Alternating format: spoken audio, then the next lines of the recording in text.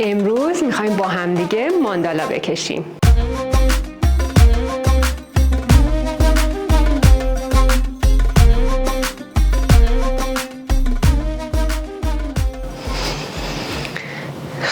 سلام به همگیتون، امیدوارم که حالتون عالی باشه. من شیرینم و خوش اومدین به کانال یوتیوب من.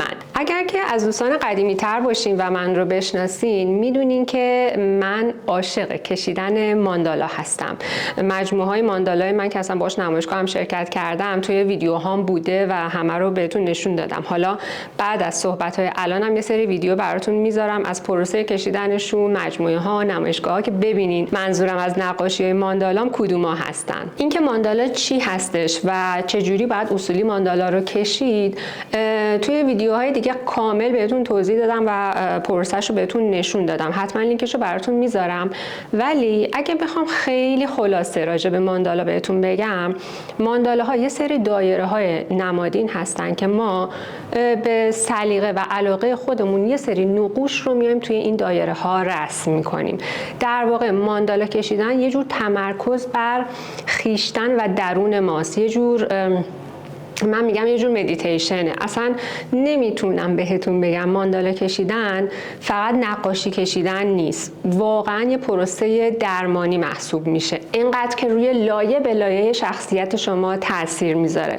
حالا با خودتون تجربه کنید. من شاید اگه بگم یه خورده اغراق به نظر بیادش، ولی اینقدر توی این پروسه شما به تمرکز میرسین، اینقدر فکرتون از آشفتگی در میاد، اینقدر چیزهای عجیب غریبی تجربه میکنین تو پروسه ماندالا کشیدن که اصلا وقتی تموم میشه واقعا انگار حالتون بهتر شده. بر همین من خیلی به دوستانی که توی بازه سختی از زندگیشون هستن، با بیماری های مختلف دارن دست و پنجه نرم میکنن، با افسردگی، با مشکلات زندگی، خیلی بهشون توصیه میکنم که ماندالا کشیدن رو تجربه کنن و ببینن که حالشون واقعا بهتر میشه. حالا امیدوارم شما هم تجربه بکنین و به این حرف من برسین. بر همین امروز تصمیم گرفتم دوباره یه ماندالا بکشم که شما پروسه کار رو ببینین و اگر که علاقه‌مند شدین و دوست داشتین توی خونه خودتون هم تجربهش بکنین.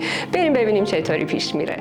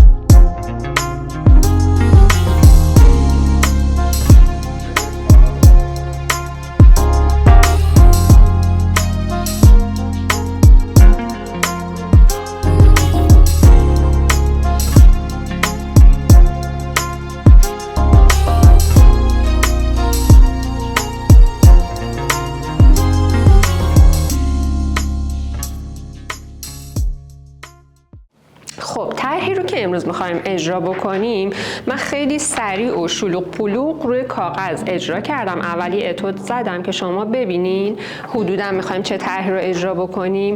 بومی هم که می‌خوام روش کار بکنم این بوم دایره است. بریم ببینیم چطور میشه. خب قبل از اینکه کار رو شروع کنیم من راجع به این خطکش من درآوردی خودم توضیح بدم بهتون، چون قبلا هم ازم سوال کرده بودین. برای کشیدن دایره تو ابعاد بزرگ پرگارهای مخصوص کالیگرافی هست که اصلا میتونین تهیه کنین. اگه مثل من امکاناتتون کمه از فکرتون باید کار بکشین و خودتون خطکش اختراع کنین. من یه دونه مقوای دراز بریدم و 1 سانت تقسیم بندیش کردم و سوراخشون کردم. هر سانت رو یه سوراخ کردم.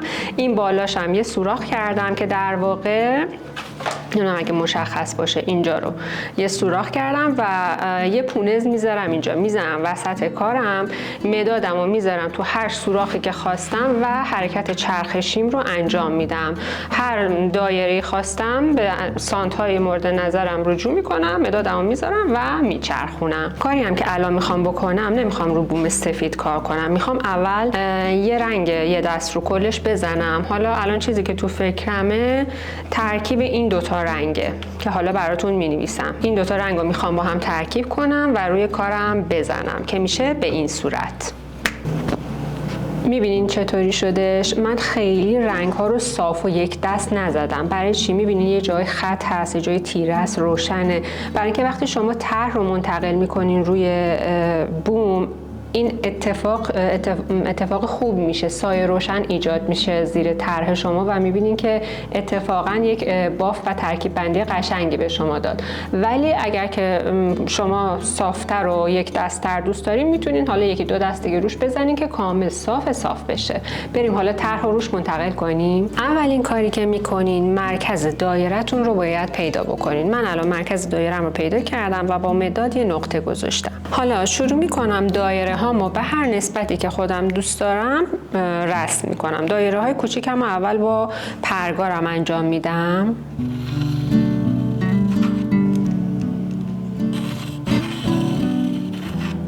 کاری هم که الان کردم برای دایره های بزرگتر، خطکش من درآوردیمو گذاشتم، پونز رو زدم مرکز. الان مدادم رو هر نقطه‌ای که خواستم میذارم و خطکشم رو میچرخونم.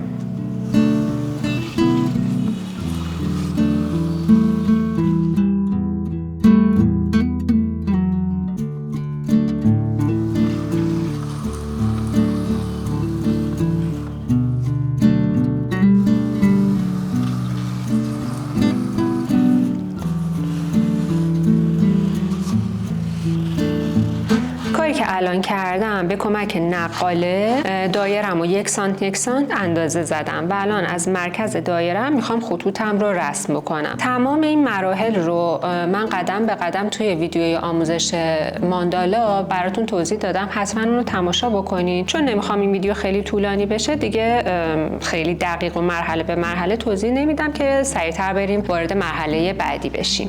خب خطا رو رسم کردیم، امیدوارم که توی تصویر خوب مشخص باشه. الان دیگه کار من آماده است که توی فواصلی که برای خودم ایجاد کردم این طرح رو منتقل بکنم. نکته‌ای که هست، خیلی وسواس نداشته باشین که این حتما گرد در بیاد، این حتما مثل این در بیاد. این کار هم میتونین بکنین، نه اینکه نکنین، ولی من خودم اینجوریم. واقعا خیلی آزادانه شروع میکنم طرح‌هام رو همینجوری نامشخص و غیر منظم رسم میکنم. در نهایت میبینین که در عین حال که بی‌نظمه خیلی منظمه. حالا اجرا که کردم بیشتر متوجه منظورم میشین. دیگه از این به بعد حرف نمیزنم و طرح رو منتقل میکنم که شما هم با من پروسه کار رو ببینید.